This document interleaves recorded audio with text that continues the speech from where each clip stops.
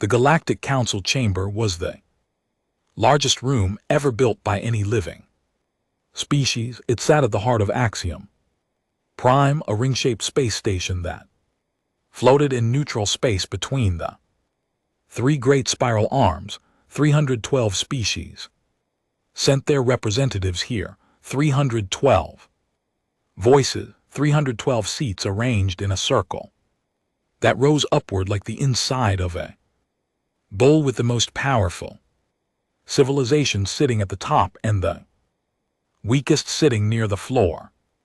Humanity's seat was at the very bottom. Ambassador Alervos walked to that seat the same way she always did, back straight, face calm, hands folded behind her. She wore the dark blue uniform of Earth's diplomatic corps, simple and clean compared to the flowing robes and glowing armor and living garments worn by the aliens around her. She could feel their eyes on her, some curious, most dismissive, a few openly amused. She sat down and said nothing. The emergency session had been called 3 hours ago. The reason was simple and terrible. The Rail Dominion, a species from beyond the galaxy's edge that had been silent for over 1,000 years, had returned. They had come back with a fleet so large it darkened the stars. In the past 6 weeks they had wiped 3 frontier species off the map completely. Not defeated, not conquered, erased. Every man, woman, and child, every city, every record gone. The chamber was full for the first time in decades. Fear had a way of filling seats. Archon Talvarin stood at the central podium. He was Draith Eno, an insectoid species that stood nearly 3 m tall, with a hard black shell and 4 arms that clicked when he was angry. He was clicking now. His voice boomed through the translation systems built into every seat. The Rail have taken the outer veil territories. 3 species are gone. Their worlds are ash. We do not have the luxury of debate. We need to know what each member species can bring to this fight. We will hear from each delegation, starting with the highest ranked civilizations. And so the show began. The Valoric hegemony went first, as they always did. War Marshal Keth Zorani rose from his seat at the very top of the chamber. He was enormous, even by Valoric standards, a reptilian humanoid with thick gray scales and eyes like molten copper. His voice was deep and proud and carried the weight of a civilization that had not lost a war. 400 years.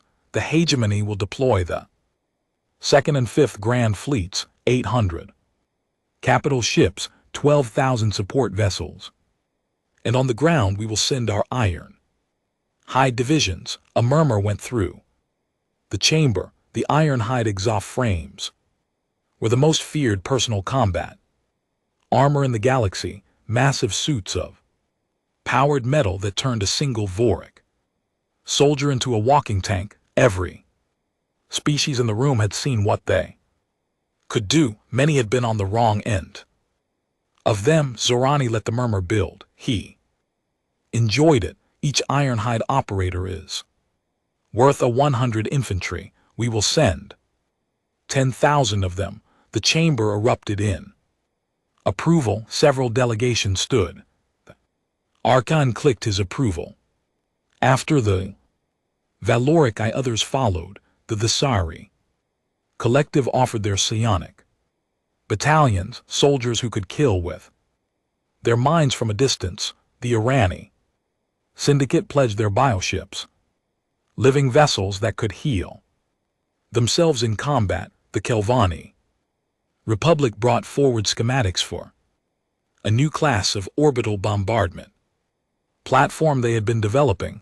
Each presentation was grander than the last. Each species tried to outshine the one before. It was not just about the war. It was about status, about proving who mattered most when the galaxy was burning. Voss watched it all with the same calm expression she always wore. She took notes on a small data pad. She said nothing. After nearly 2 hours, the Archon looked down at the bottom of the chamber, his compound eyes focused on the small human woman in the blue uniform. Earth, he said. The way he said it made it sound like an afterthought. What does humanity offer? Every eye in the room turned to Voss. She stood.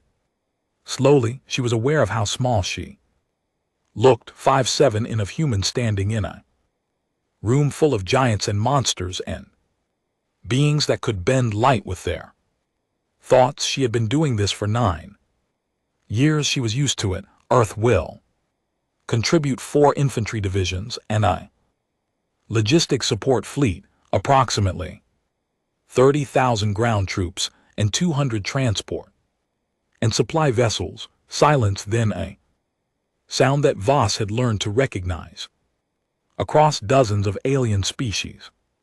Laughter. Not all of them laughed the same way. The Valoric hissed. The Dralith clicked rapidly. The Thesari made a sound like wind through crystals.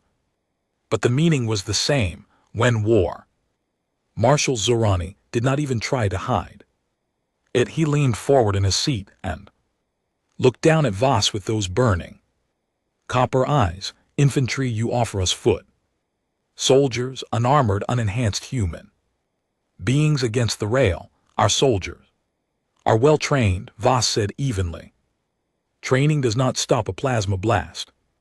Ambassador, training does not make your bones harder or your skin thicker.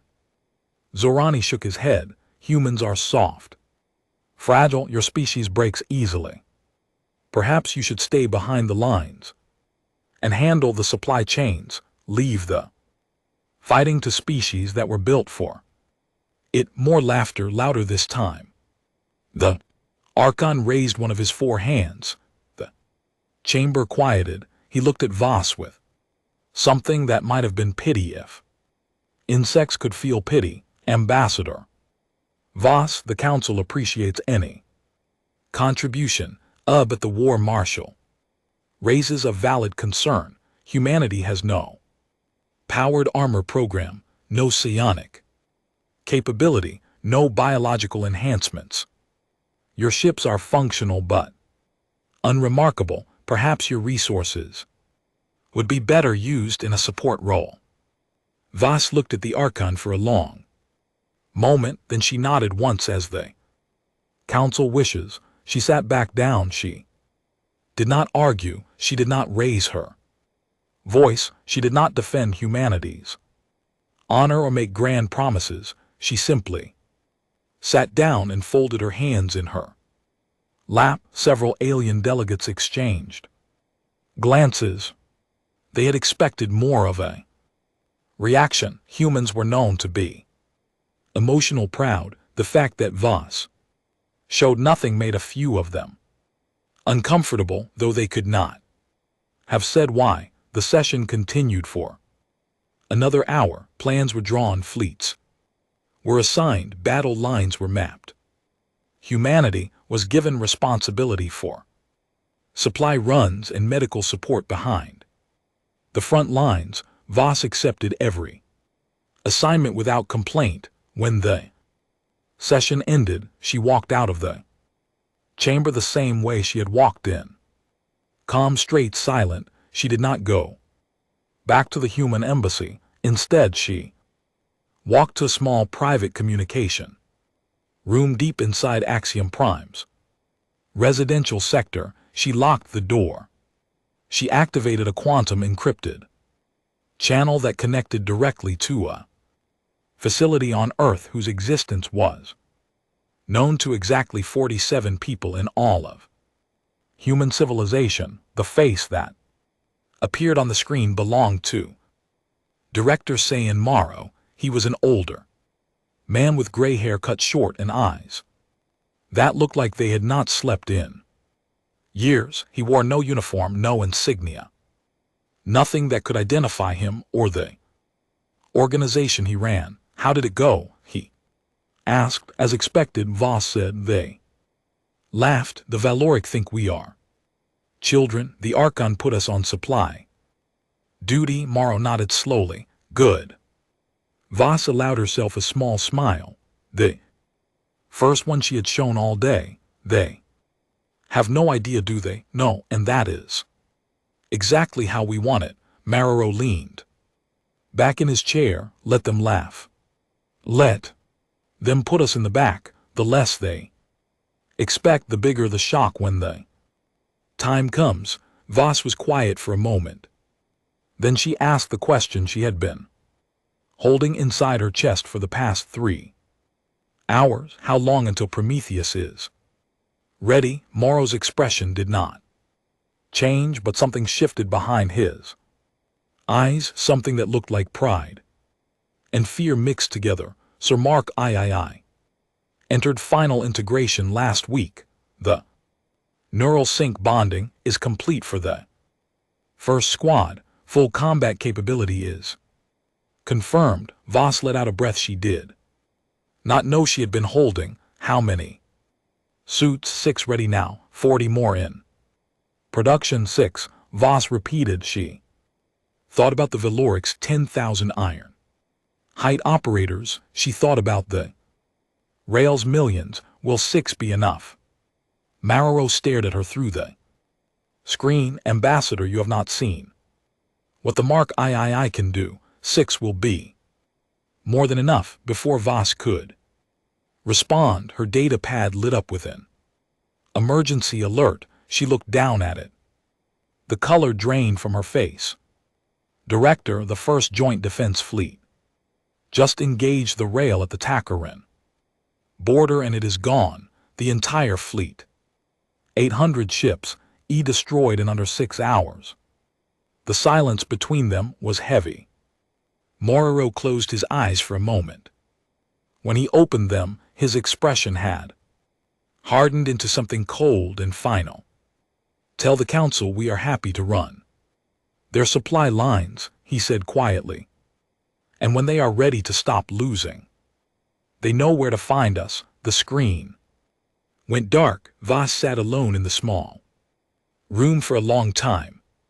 She thought about the laughter in the chamber. She thought about the Archon's pity. She thought about Zorani calling her species soft and fragile and breakable. She thought about what was waiting in the dark beneath the Atacama Desert. 40 years of work, 40 years of silence, 40 years of humanity smiling politely while the galaxy looked down on them, never knowing that behind that smile the wolves had been sharpening their teeth.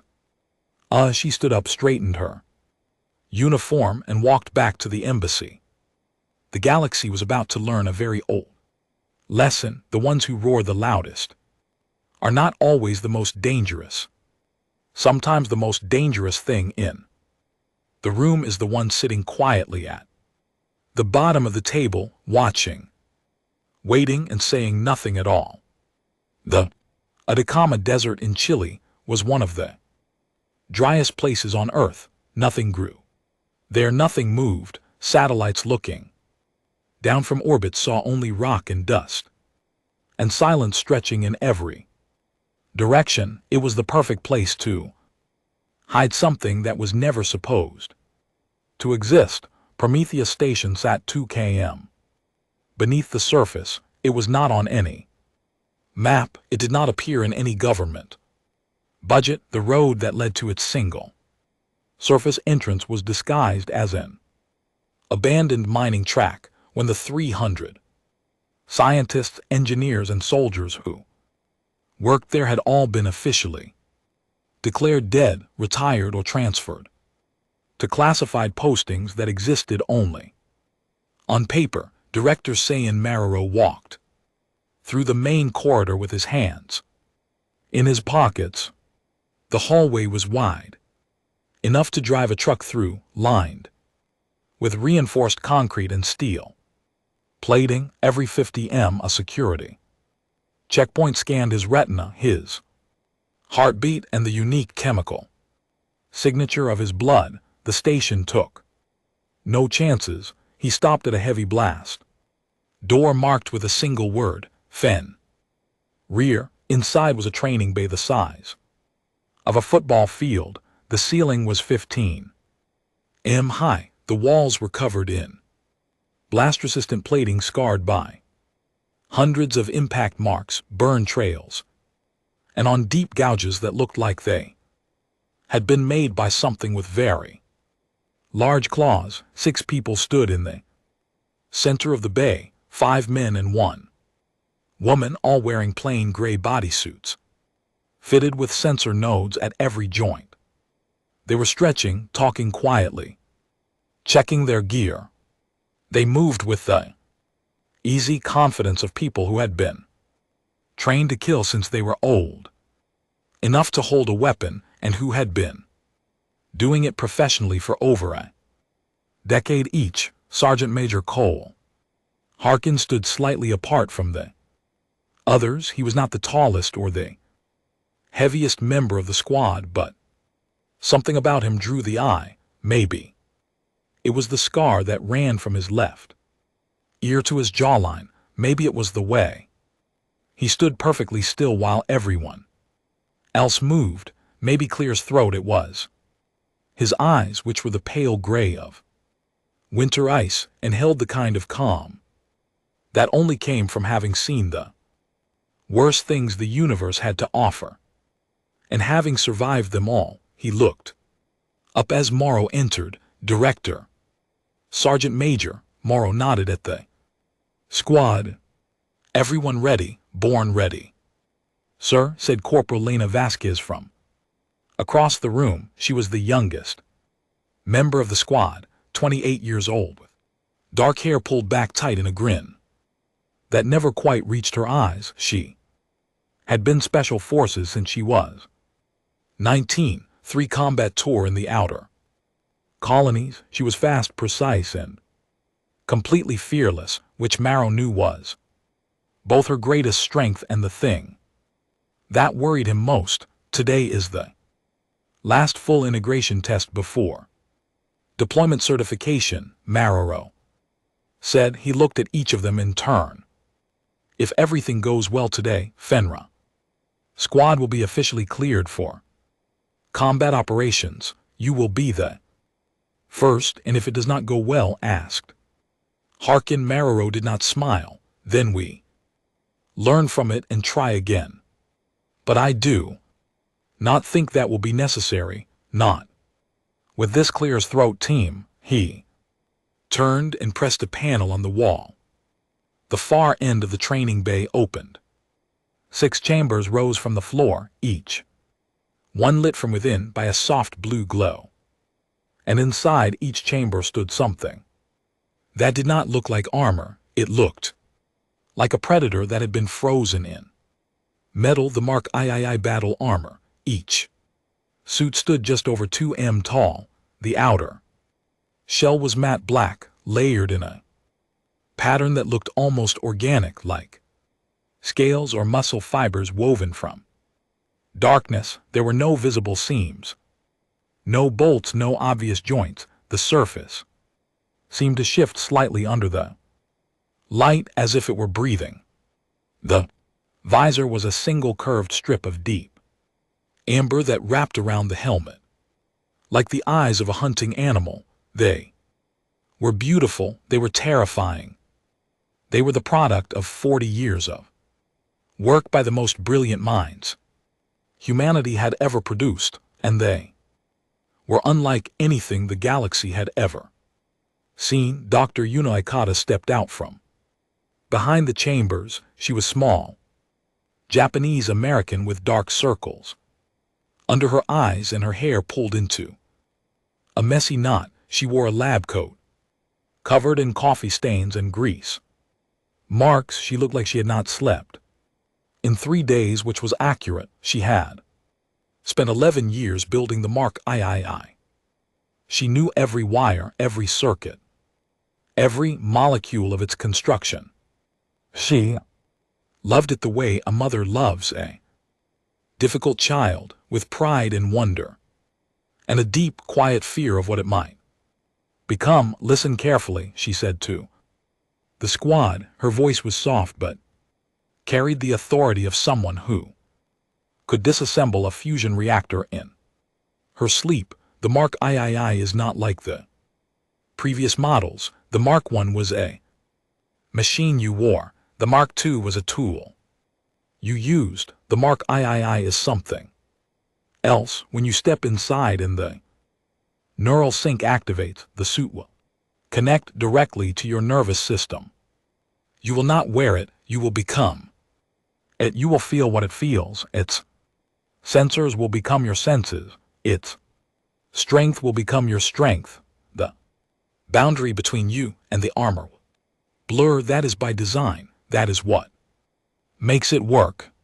She paused and looked at them each in turn, but it also means the suit will feel what you feel, your fear, your anger, your pain. The Mark III's adaptive AI learns from its operator. It grows with you. It changes based on who you are. This is not a one-size-fits-all weapon. Each suit will become unique to the person inside it.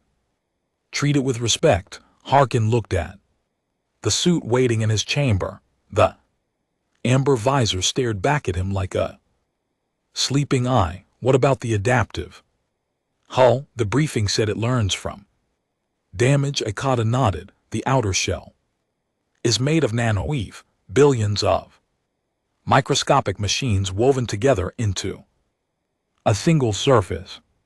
When the suit takes a hit, the nanoweave analyzes the type of damage, energy, weapons, kinetic impacts, radiation, acid, whatever, and restructures itself to resist that specific type of attack. The first hit might hurt, the second hit will hurt less, the third hit will barely register. And the weapons? Vasquez asked, her eyes bright. Modular and integrated antimatter micro lances in the forearms for range combat, EMP burst generators in the palms, a plasma blade system in each wrist for close quarters, shoulder-mounted missile pods for heavy targets, and a spinal-mounted particle cannon for when you really want something dead. I almost smiled. The suit also has a full stealth suite. Light-bending camouflage, thermal masking, psionic dampening, and BIOS signature mimicry. You can make yourself invisible or make yourself look like something else entirely. She hesitated before continuing. Her expression grew serious. There is one more system. Berserker Protocol. It is a last resort. Combat mode. When activated, it shuts off your pain receptors and fear responses, overclocks every system in the suit to 400% capacity, and floods your bloodstream with combat stimulants. Through the Neuralink, you will be faster, stronger, and more lethal than anything on the battlefield. But the strain on the human body is extreme. In testing, the survival rate was 31%. The room was quiet. 31%. Harkin repeated. It is a last resort, said firmly. I designed it hoping it would never be used, but if you are alone, outnumbered, and out of options, it is there. Just understand what it costs. Harkin nodded.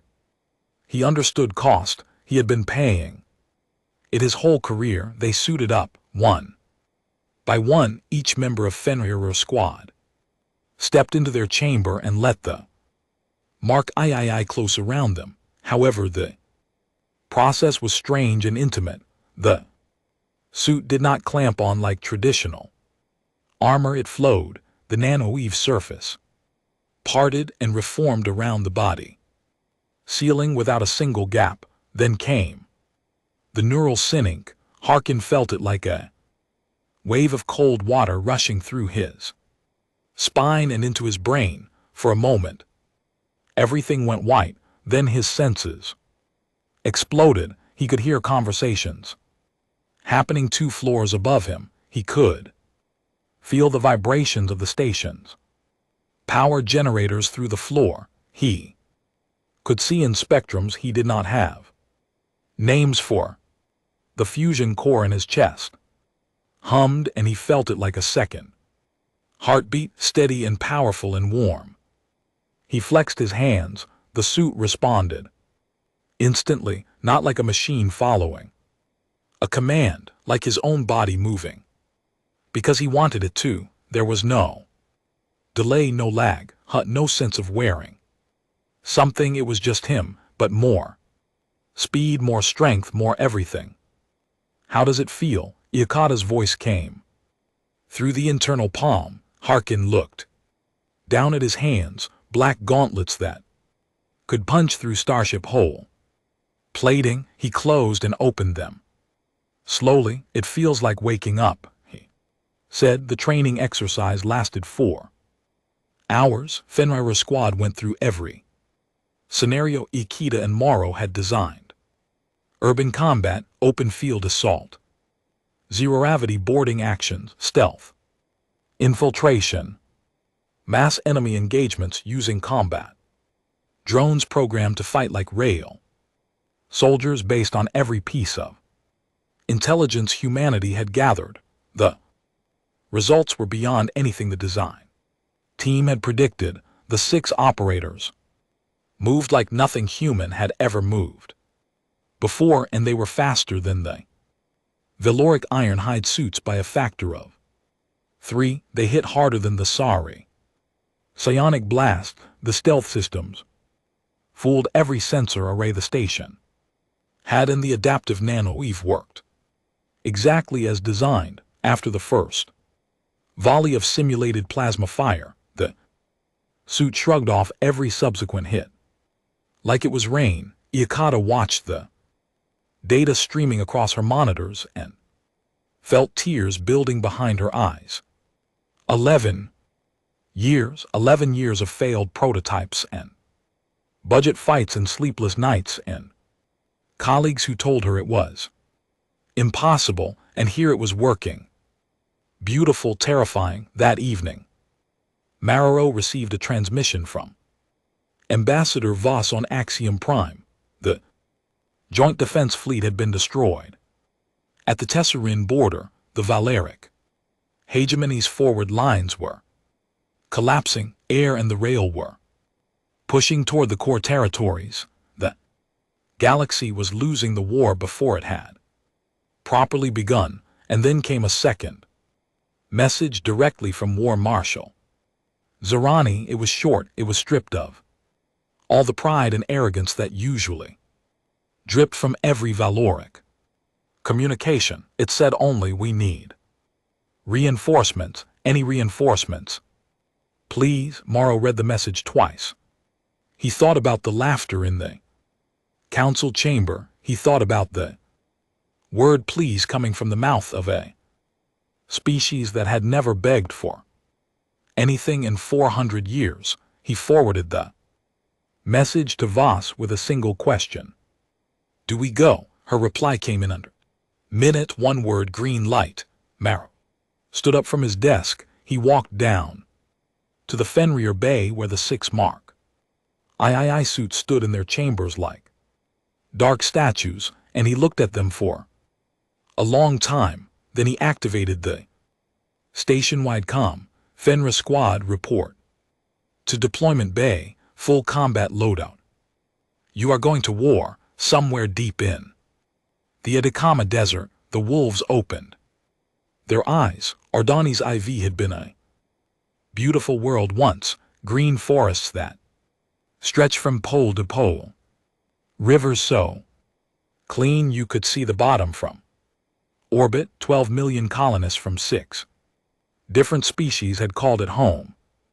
They had built cities in the canopy of trees that were older than most civilizations. They had lived in peace for 300 years. That was before the rail came. Now Ardani's IVTH was burning. The forests were ash. The rivers ran black with something that was not water. Sky was choked with smoke and the strange purple glow of rail bio structures, massive organic towers that the invaders grew from the ground like infected bones pushing through skin. They pulsed with a sickly light and released clouds of spores that turned the air toxic to every species except the rail themselves. The combined Galactic Defense Force had been fighting on Ardennis IV for 11 days.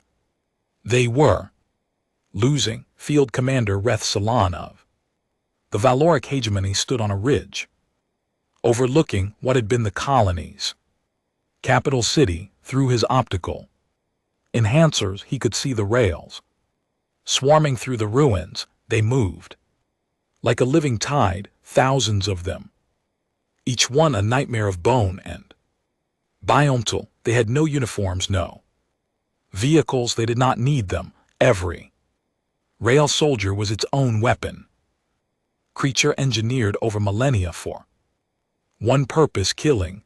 Behind Salon, the remains of his battalion huddled in makeshift trenches, 200 Valoric soldiers in iron-hide exoframes, the pride of the galaxy's greatest military. 3 days ago there had been 2,000, the iron-hide suits which had never failed against any enemy in 4 centuries were being torn apart. The rail adapted to everything. The first time an iron-hide plasma cannon fired, it killed dozens. By the 3rd day, the rail had grown a new type of armor plating that scattered plasma bolts like water off stone. Salon had sent 14 requests for reinforcement. He had received none. Fleet above was barely holding orbit. 2 allied species had already pulled their forces out and surrendered to the rail. The situation was not desperate. It was beyond desperate. It was the end. His Snort's communications officer approached. Sir, we are detecting a new ship entering the system. Salon did not look up. Who's human, sir? A single transport vessel, light frigate class. No visible weapons. Salon closed his eyes. One ship, one small unarmed human ship. He almost laughed. The humans send a medical frigate to a war zone. How thoughtful. Tell them to stay in high orbit and prepare to evacuate survivors. If there are any, sir. The ship is not heading for orbit. It is heading for the surface. It is deploying something. Salon turned. Deploying what? 6 objects, sir. Drop pods, very small, single occupant size. They are falling fast directly behind rail lines. Behind their lines. Salon grabbed the communications panel. What fool would drop infantry behind 8,000 rail? That is not a deployment. That is a death sentence. He switched his optical enhancers to maximum range and looked toward the area behind the rail front. He saw the drop pods hit the ground in a cluster, punching into the ash-covered earth with enough force to send up clouds of debris. For a moment, nothing happened. Then 6 figures emerged from the smoke. They were human-shaped. That was the only familiar thing about them. They were encased in armor that was blacker than the smoke around them.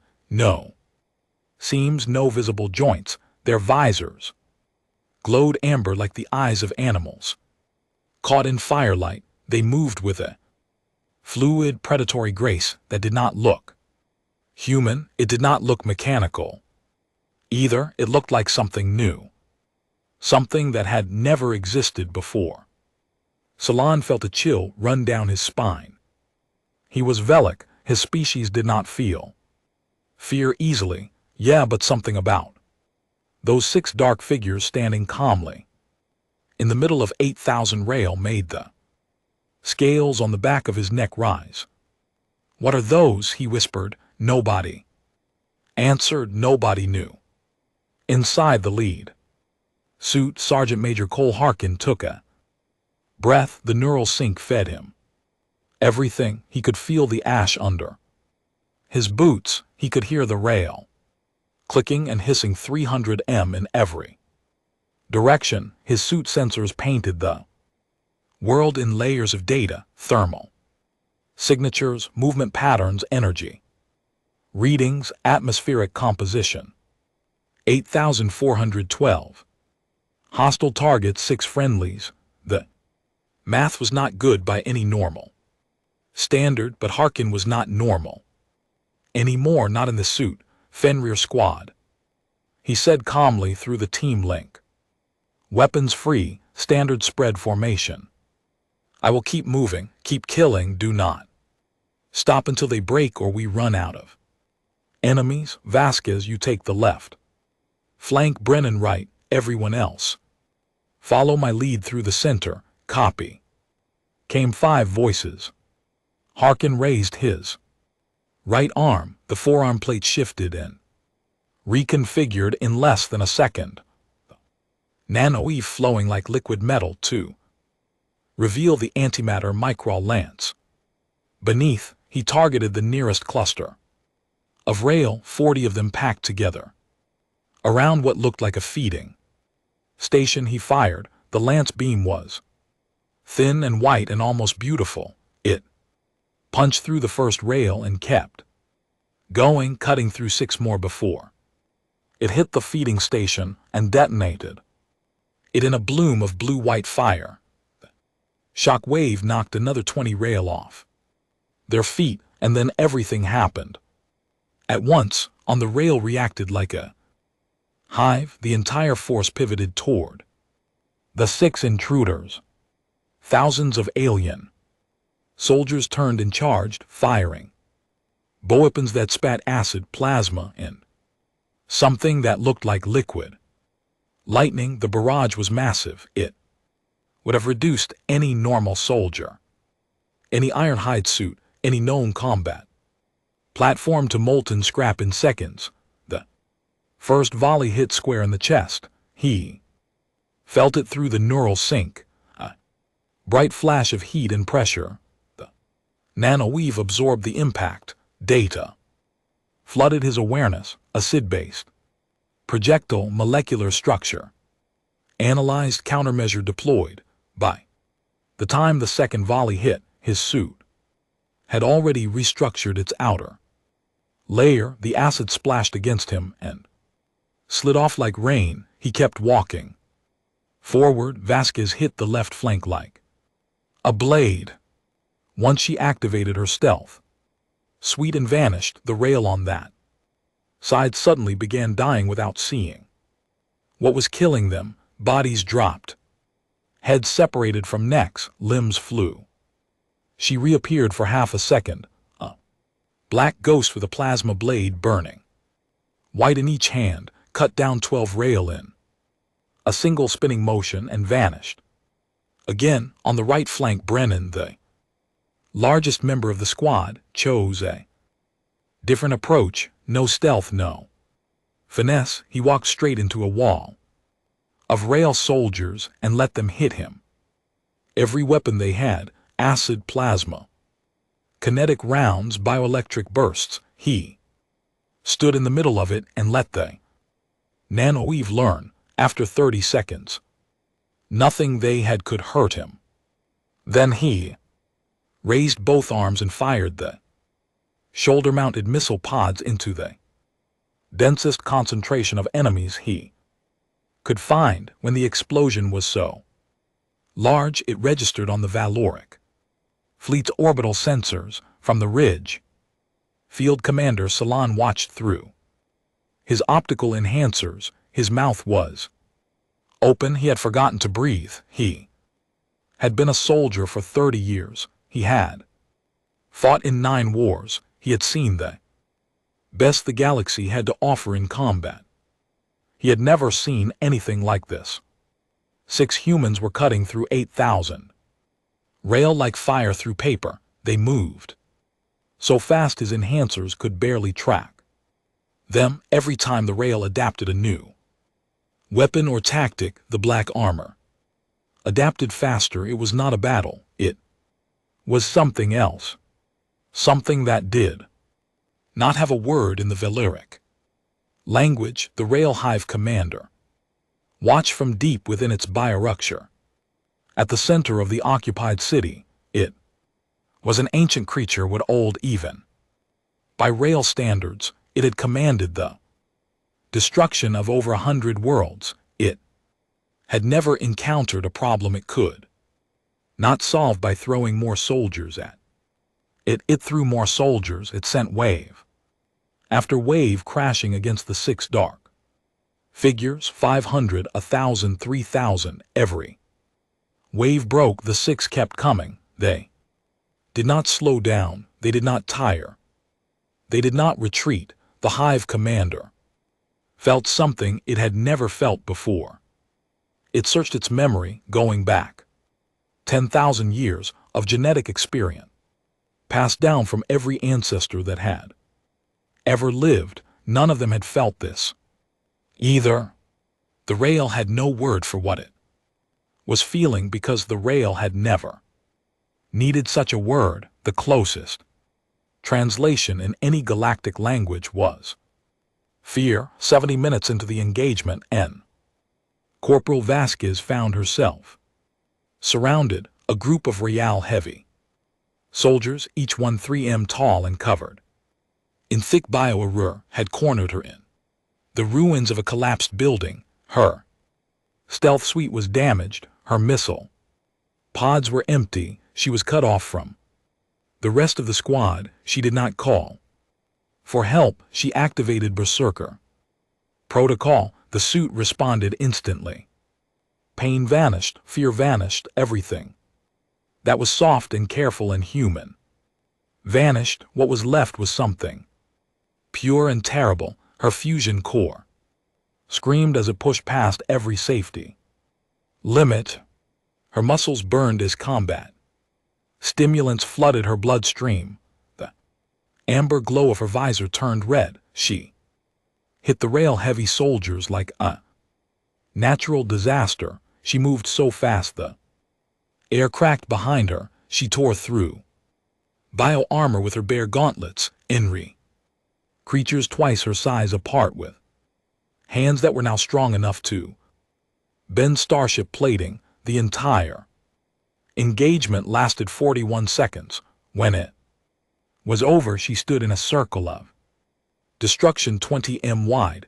Nothing around her was alive. Then the Berserker protocol disengaged. The pain came back.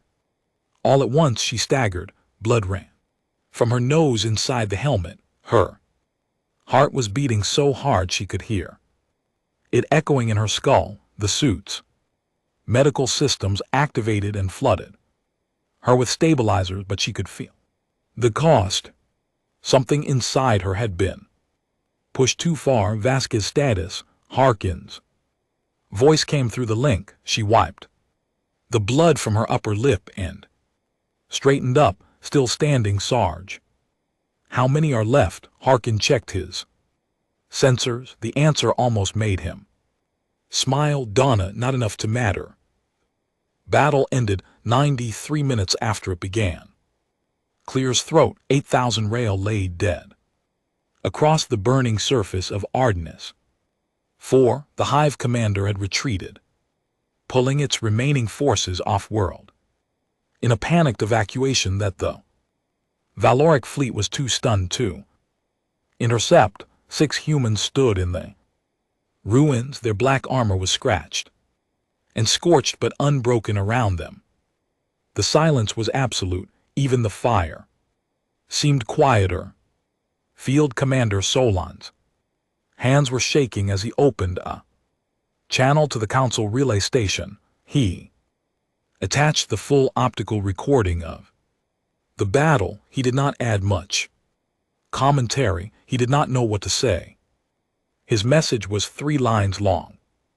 Attached his combat footage from Ardenna's 4 surface engagement. 6 human soldiers in unknown armor class defeated an entrenched Rail force of over 8,000 in under 2 hours.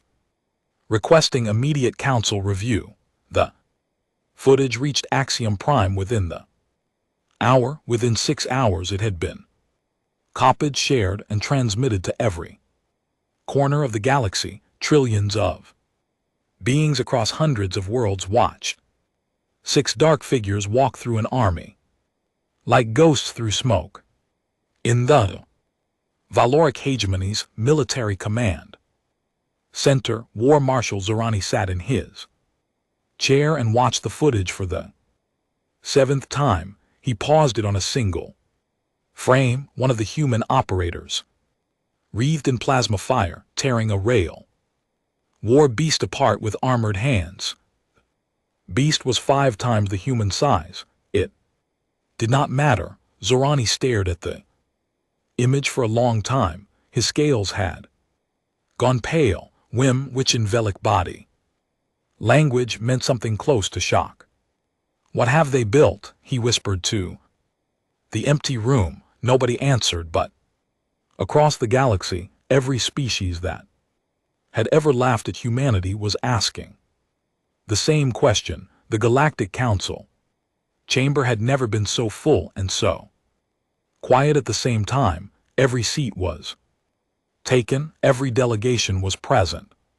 The observation galleries above, which had been empty for decades, were packed with journalists, military analysts, and intelligence operatives from every corner of the galaxy. The footage from Ardani's 4 played on the chamber's massive central display, a 100 meters wide, showing 6 dark figures walking through fire and death like it was nothing. Ambassador Alor Voss sat in humanity's seat at the bottom of the chamber, the same seat, the same position, but everything else had changed. 3 weeks ago, the aliens above her had looked down with amusement. Now they looked down with something very different. She could feel it in the room, like a temperature change. The amusement was gone. In its place was a mixture of awe and something colder, something sharper, fear. Archon Talvarin stood at the central podium. His forearms were still. He was not clicking. That more than anything told Voss how seriously the Drael was taking this. When a Drael stopped clicking, it meant every particle of their attention was focused on one thing. This emergency session has been called to address the events on our Dennis 4 and the subsequent revelation of humanity's classified military capability. The Archon said. His voice was measured and careful. The Council has questions. Ambassador Voss, I please approach. Voss stood and walked to the center of the chamber floor. She felt every eye on her. 311 alien civilizations staring at one human woman. She kept her face calm. She kept her hands at her sides. She had been preparing for this moment for 9 years. Ambassador, the Archon began. The footage from our Dennis 4 has been verified by 17 independent intelligence agencies. 6 human soldiers in previously unknown combat armor defeated a rail force of over 8,000 in 93 minutes. The combat capabilities displayed exceed anything in the Council's military database. The Council requires answers. I am happy to provide what I can. Voss said. How long has humanity possessed this technology? The program that produced the Mark III battle armor has been in development for approximately 40 years. A murmur rippled through the chamber. 40 years. Humanity had been a member of the Council for 42 years. They had been building this almost since the day they joined. How many of these armor units exist? That information is classified under Earth's national security protocols. The murmur grew louder. The Archon raised a hand for silence. Ambassador clears throat. The Council is facing an existential threat from the Rail Dominion, surely.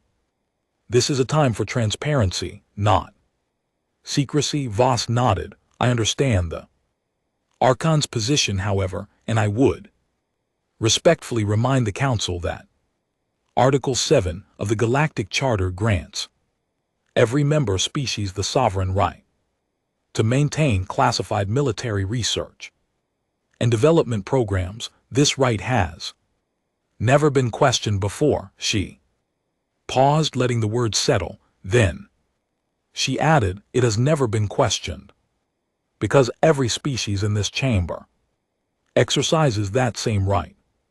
The Valoric hegemony has never disclosed the full specifications of their ironhide technology. The Thessary Collective has never revealed the true extent of their psionic weapons research. The Gani Syndicate has never opened their biohip breeding facilities to inspection. Humanity is not the first species to keep military secrets. We are simply the first species whose secrets surprised you. The chamber went dead silent. May Voss had just said out loud what every diplomat in the room knew, but never acknowledged. Every species lied. Every species hid things. Humanity had just been better at it than anyone expected. War Marshal Zorani rose from his seat. At the top of the chamber, he was not trying to hide his anger. His copper eyes burned as he looked down at Voss.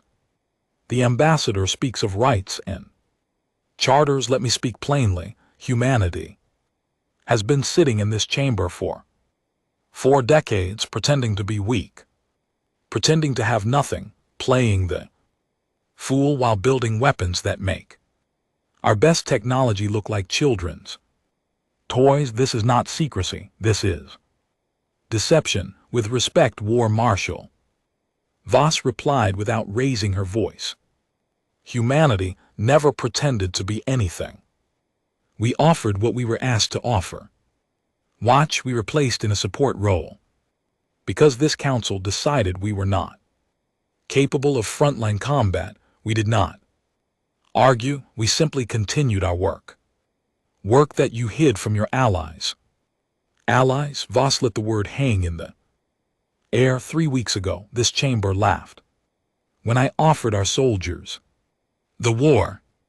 Marshall himself suggested we leave the fighting to evolve species. We were not treated as allies. We were treated as furniture. You do not share military secrets with furniture. The silence that followed was so deep that Voss could hear the hum of the station's atmospheric processors. Zorani's scales darkened, which meant he was furious. But he did not have a response. There was nothing to say. She was right, and every being in the room knew it. Behind the public session, things were moving in darker channels and in the private meeting rooms and encrypted communication networks that connected the council's power players. A new conversation was taking shape. It had started within hours of the Ardennes footage going public, and it was growing fast. The Thessary ambassador had been the first to say it openly in a closed meeting with the Valoric and Draith delegations. Today it is the Rail, but what happens when the Rail are gone? What happens when the only species with weapons like that is humanity? We replaced one threat with another. Zorani had agreed immediately. For all his pride, he was a practical creature. The Valoric hegemony had been the galaxy's supreme military power for 4 centuries. The Mark III changed that equation overnight. If humanity could mass-produce those suits, if they had dozens or hundreds or thousands of them, and then the balance of power in the galaxy had shifted permanently, and it had shifted toward a species that the rest of the galaxy had spent 40 years Insulting, a quiet coalition began to form. The Valoric, the Thesari, the Drialith, and 6 other major species started drafting a proposal. They called it the Shared Defense Initiative. The language was careful and diplomatic. The intent was not. They wanted humanity to hand over the Mark III schematics, all of them, every blueprint, every material formula, every line of code shared equally among the Council's member species for the common defense of the galaxy. It was not a request, it was a demand wrapped in silk. Voss learned about it from a source she had cultivated years ago, a low-ranking Irani diplomat who owed her a favor and was smart enough to know which way the wind was blowing. She read the draft proposal on her data pad sitting alone in the human embassy and felt a cold anger settle into her bones. She was not surprised. She had expected this. Marrow had expected it. Humanity had expected it. It was the reason the Mark III program had been kept secret in the first place, not because of the rail, not because of any external threat, because humanity had learned something fundamental about the galaxy in its 40 years at the bottom of the table. Respect was never given freely. It was only ever taken, and the moment you showed strength, the same people who had called you weak would try to take it from you. She arranged a private meeting with Zorani, not through official channels. There were through a back door, a neutral bar on Axiom Prime's commercial level where diplomats went when they wanted to speak without being recorded. It was a dim, noisy place, filled with alien music and the smell of drinks that would kill a human on contact. Zorani was already there when she arrived. He sat in a booth designed for his size, his massive frame making the furniture look like it belonged to a child. He did not stand when she entered. He did not offer a greeting. He simply watched her with those copper eyes and waited. Voss sat across from him. She ordered water. She took a sip.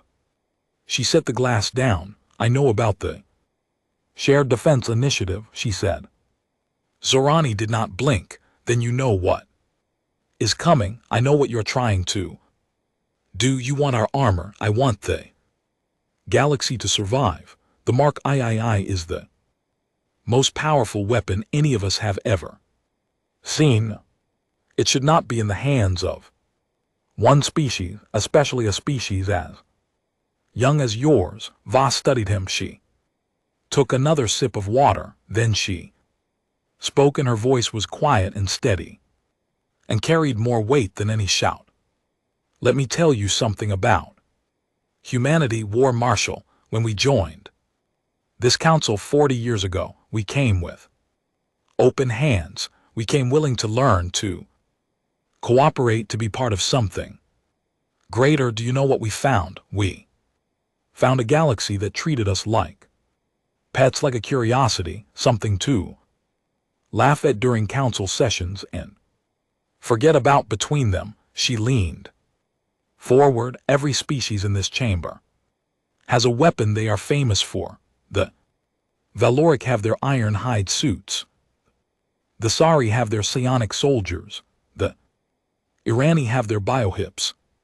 Do you know what humanity's weapon is? It is not the Mark III. The Mark III is just a machine. Humanity's weapon is the thing that built it. Our weapon is what happens when you put a species in a corner, tell them they are nothing, and give them 40 years to prove you wrong.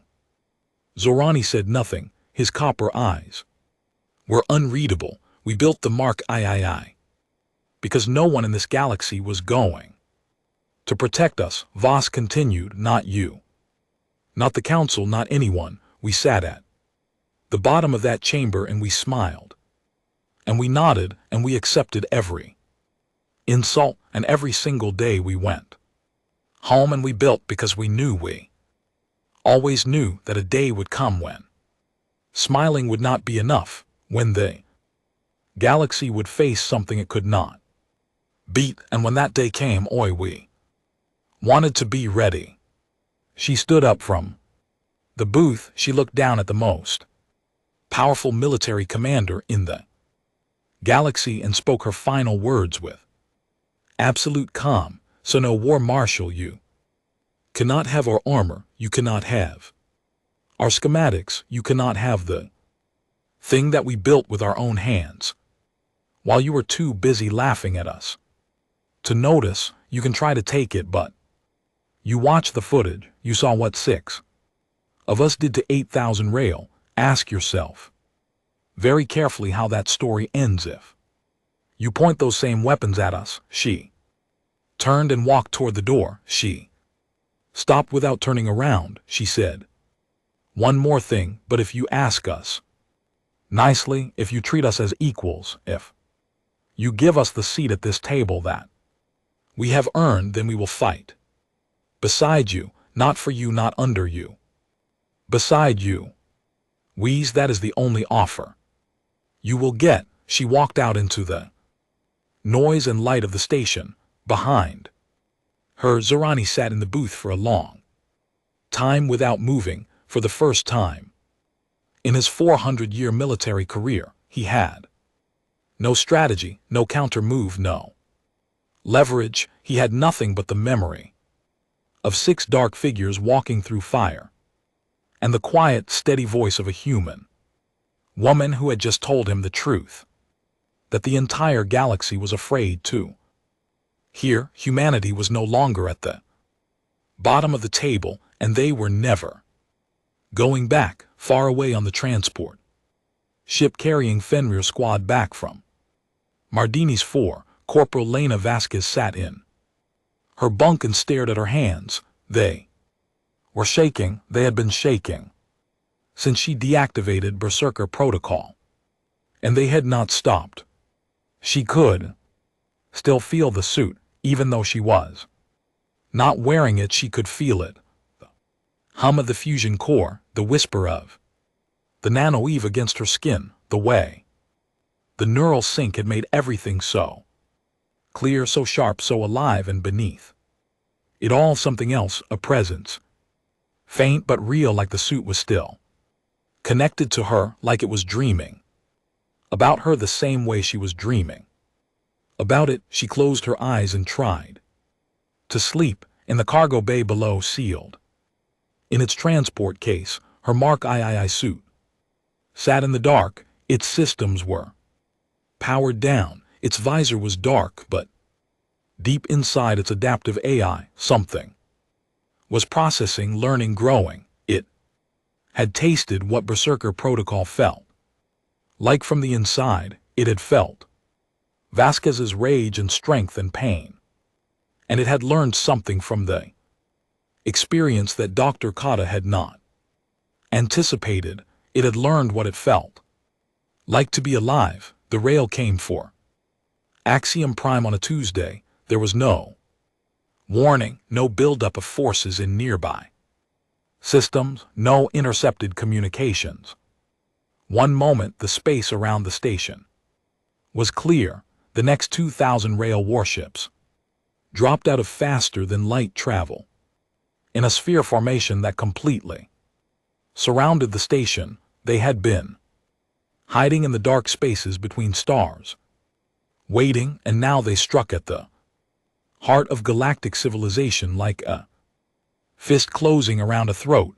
The Council's defense fleet scrambled. 600 ships from 12 different species formed a desperate perimeter around Axiom Prime. It was not enough. It was not close to enough.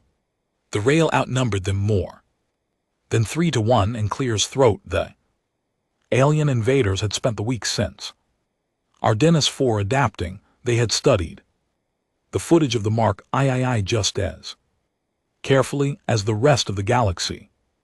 They had changed their warships now. carried weapons specifically designed to target the energy signature of human fusion cores. Their soldiers wore a new type of bioarmor that was thicker, harder, and layered with a substance that disrupted nanoweave restructuring.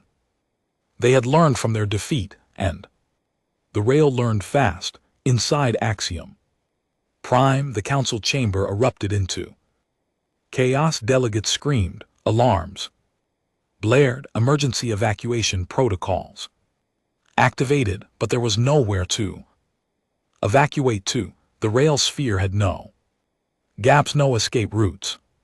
For the first time in 1,000 years, the seat of galactic power was trapped. Ambassador Voss did not scream, she did not run. She stood in the chamber and opened a channel to Earth on the emergency quantum link. Director Marrow's face appeared on her screen. He looked like he had not slept since the last time she had seen him. They are here, she said. 2,000 ships. Axiom Prime is surrounded. Marrow nodded. We know. We have been tracking their fleet movements for the past 48 hours. Fenner squad is already in transit, but 6 suits will not be enough this time. The rail have adapted. Then what do we do? Marrow was quiet for a moment. When he spoke, his voice was heavy with the weight of a decision he had hoped he would never have to make. I am authorizing Project Fenris full deployment. Voss felt her stomach tightened. How many? 40 additional suits. The operators have completed basic neural sync training, but most of them have never seen real combat in the Mark III. They are good soldiers, the best we have, but they are not Fenrir squad. Will it be enough? It has to be. The human fleet arrived 20 minutes later. It was not large by galactic standards, 30 warships and a carrier vessel that was unremarkable in every way except for what it carried in its belly. 46 Mark III battle armor suits. 46 humans bonded to machines that blurred the line between soldier and weapon. They launched from the carrier in individual pods, streaking through the battle like dark meteors. Some headed for the rail warships, reconfiguring their suits for vacuum combat, activating magnetic clamps and thruster arrays that turned them into single-pilot fighters more agile than any spacecraft. Her others dropped toward Axiom Prime's outer hull, where railboarding parties were already cutting through the station's skin. Sergeant Major Cole Harkin led Fenrir squad toward the largest rail warship in the fleet, a command vessel the size of a small moon that hung at the center of the enemy formation. If they could destroy it, the rail hive mind would lose its coordination. The swarm would fragment, but the rail were ready for them. The first volley of anti-human weapons hit Fenrir squad before they reached the command ship. The new rail guns fired something that resonated with the frequency of human fusion cores, causing the suits to shudder and lose power for fractions of a second. Fractions of a second did not sound like much in combat at these speeds. It was an eternity. Private first-class tours took a direct hit during one of those power gaps. His suit went dark for half a second. In that half second, a rail interceptor rammed him at full speed. The impact shattered his suit's left side. The nanoweave tried to repair itself, but the new rail biocoating disrupted the restructuring process. Weave could not heal. Torres was the first Mark III operator to die in combat. He was 26 years old. He had been in the program for 8 months. His suit's final neural sync data transmitted automatically to the carrier showed that his last conscious thought had been of His daughter, Harkin, felt Tor's die. Through the squad link, it was not a sound or a sight, it was a sudden absence, like a note cut from a song. One moment Tor's was there, a warm presence at the edge of Harkin's awareness. In the next, nothing. Harkin did not stop, he could not stop. Mission was all that mattered now. Across the battlefield, the 40 knew operators were struggling. They were skilled soldiers, but the neural sync was overwhelming in real combat. The flood of data, the speed of everything, the feeling of the suit as an extension of the body, it was too much for operators who had not had time to fully bond with their armor. 3 more suits took critical damage in the first 10 minutes. 2 operators ejected, 1 did not, but something strange began to happen. The Mark III suits started compensating.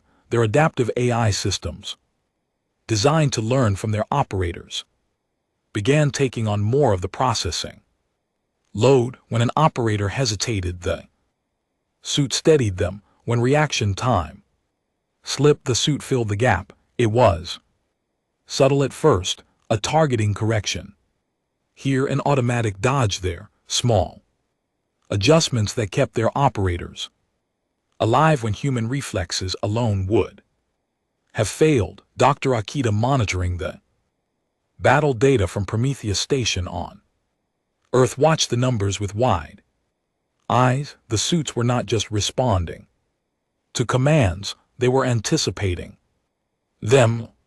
The adaptive AI had grown beyond its original parameters. Each suit had spent weeks bonded to its operator, learning their patterns, their instincts, their fears. Now, in the heat of combat, that learning was paying off in ways she had never predicted.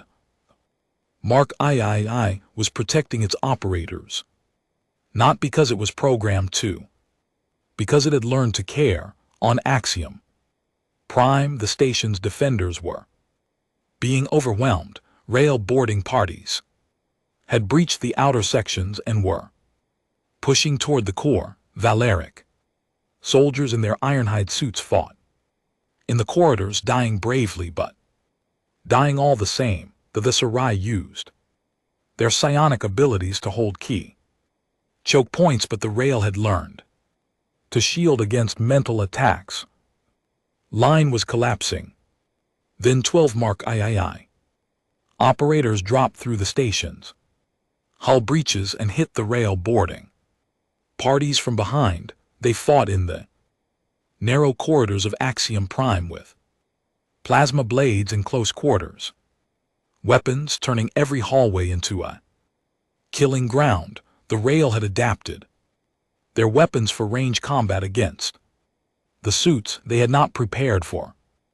What happened when a Mark III operator got close enough to touch them? In the council chamber itself, when Archon Tulver stood at his podium and watched the battlefields, he was old even for Adrelith. He had led the council for 60 years. He had seen wars and plagues and disasters that would have broken lesser beings, but he had never seen anything like this. Human soldiers in black armor fighting through the halls of his station, throwing themselves between the rail and the delegates they had been assigned to protect. One operator took a blast meant for the Visari delegation. The suit's chest plate cracked. The operator staggered, caught themselves, and kept fighting with one arm hanging useless at their side. The Archon quietly reached for his data pad and deleted the shared defense initiative proposal. He had been planning to put it to a vote after the battle. He would not be doing that now, not after watching a human bleed to protect the same people who had tried to steal their armor. In space, Harkin reached the rail command ship. His squad, what was left of it, cut through the outer hull and fought their way inside. The interior of the ship was a nightmare of organic tunnels and bioluminescent chambers that pulsed like the inside of a living body. Rail soldiers came at them from every direction. The anti-human weapons were everywhere, mounted on walls held by soldiers built into the ship itself. Harkin's suit was taking damage faster than the nanoweave could repair. The rail biocoating was working. His armor was degrading. Systems were failing one by one. He was bleeding from a wound in his side where a piece of shrapnel had punched through a weakened section of the suit. He reached the core of the ship with a rail hive node, a massive organic brain that coordinated the entire fleet, hung in the center of a cathedral-sized chamber. It was surrounded by hundreds of rail elite guards, the largest and most heavily armed the species had ever produced. Harkin looked at the hive node. He looked at the army between him and it. He checked his weapons. His micro lances were depleted. His missile pods were empty. His plasma blades were running at half power. His fusion core was at 18%. He activated Berserker protocol. The world went red. Pain vanished. Fear vanished. Everything vanished except the target and the path between him and it. His fusion core screamed past every safety limit. His muscles burned as the suit flooded him with everything it had. He moved so fast. The air around him turned to fire when he hit the rail elite like a meteor. Hitting water, they could not stop him. They could not slow him. He tore through them with his bare hands. When his weapons failed, the suit's gauntlets hardening to diamond density as the nanoweave gave everything it had left to his fists. Bodies flew. Bio-armor shattered. The chamber filled with the sound of something unstoppable meeting something that had never imagined it could be stopped. Halfway through the chamber, Harkin's body gave out.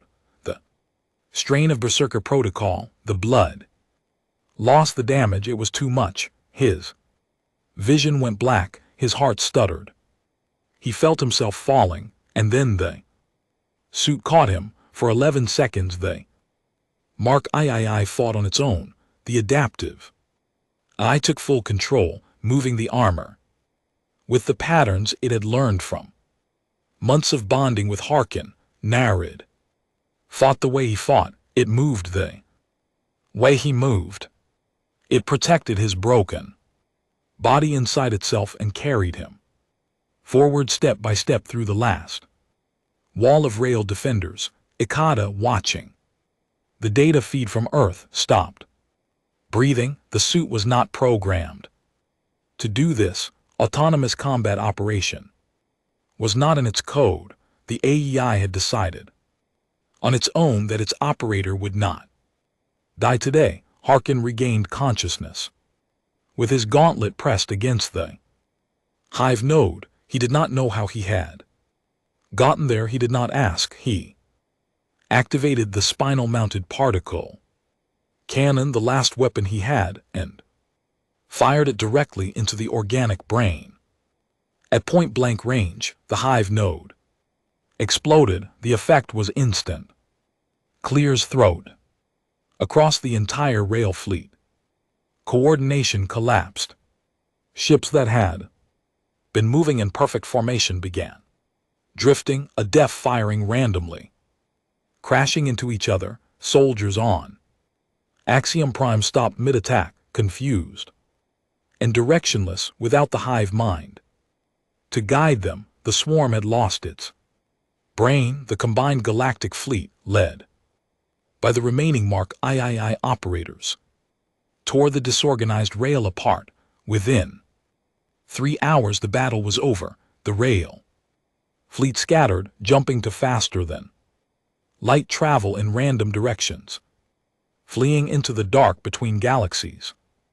The invasion was broken. 3 months later, the Galactic Council held a ceremony that had not been performed in over 1,000 years. The Terran Accord was signed by all 312 member species.